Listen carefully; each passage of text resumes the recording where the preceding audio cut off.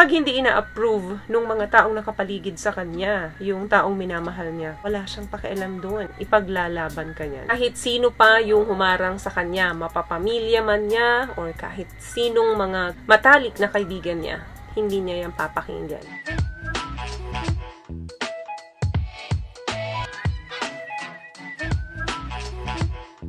Hi guys! Welcome back to our channel. Kumusta po kayong lahat? Sana ay nasa mabuti po kayo. At sa mga hindi pa po nakakakilala sa akin, my name is Cheryl Ting. At kung bago pa lang po kayo sa channel na to, pwede po pong makahingi ng isang favor to please consider to subscribe to our YouTube channel. And also, huwag niyo rin po sanang kalimutan i-click ang ating notification bell para in case may mga bago po tayong video na in-upload ay mabigyan po kaagad kayo ng notification. And for today's video is let's talk about ano nga ba yung mga katotohanan sa likod ng isang lalaking tunay na nagmamahal. Maniniwala ba kayo kung sasabihin ko na mas unang nai-in-love ang lalaki kaysa sa babae? Yes, in some cases, hindi.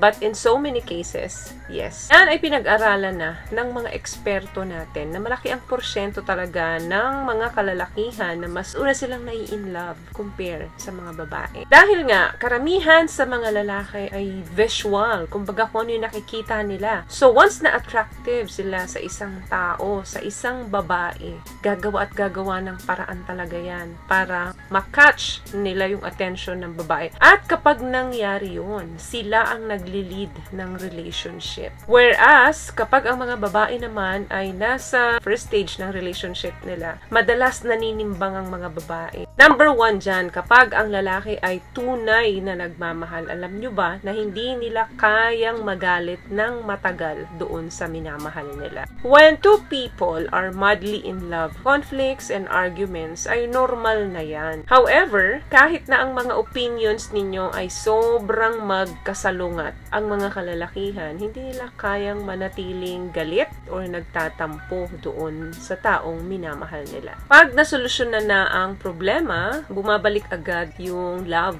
and affection nila. Ang mga babae, medyo nagpapabebe pa yan, nagpapasuyo pa talaga yan. Number 2, hindi magagaling mag-express ng feelings yan. Hindi magagaling magsalita yan. Kasi, mas na-express nila yung love nila sa actions rather than words. Nahihirapan silang i-describe yung feelings nila towards dun sa babaeng mahal nila. Ang nangyayari ngayon, sumisingaw yan sa actions nila sa'yo. Kapag ang lalaki masyadong mabuladas, masyadong mabulaklak ang mga salita sa inyo, magduda na kayo kasi baka hindi totoo yan. Pangatlo, yung soft side niya lumalabas. Nai-express niya yon. Bakit? Kasi masyado silang nagiging caring, empathetic, and compassionate dun sa taong mahal nila. Pang-apat, kapag ang lalaki ay tunay na nagmamahal yan, walang pakialam yan sa sasabihin ng iba. Pag hindi ina-approve ng mga taong nakapaligid sa kanya, yung taong minamahal niya, wala siyang pakialam doon. Ipaglalaban ka niyan. Kahit sino pa yung humarang sa kanya, mapapamilya man niya, or kahit sinong mga matalik na kaibigan niya, hindi niya yan papakinggan. Kasi kapag in love ang lalaki, lalo na dun sa first stage ng relationship, parang mga nasa cloud 9 yan. Taas yung dopamine production niya doon sa brain niya. Another thing, madali niyang na-overcome yung addiction niya. For example, naninigarilyo siya or malakas siya uminom ng alak. Gusto niya nang itigil to, pero hindi niya magawa. Pero once na in love yan,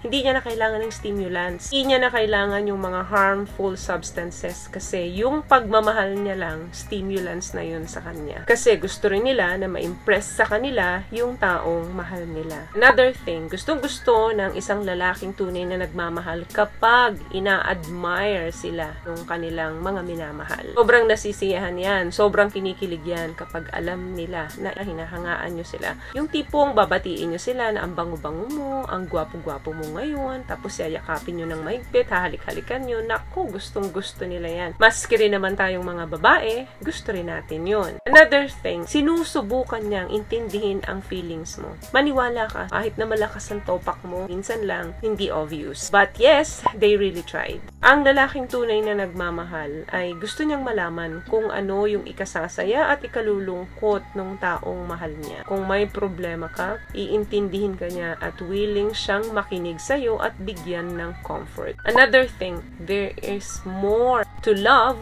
than just sex. Considering sex is an important part of relationship para mas maging matibay ito. But it's not everything. Spending time with you and doing activities na alam niyang ini-enjoy mo ay equally important.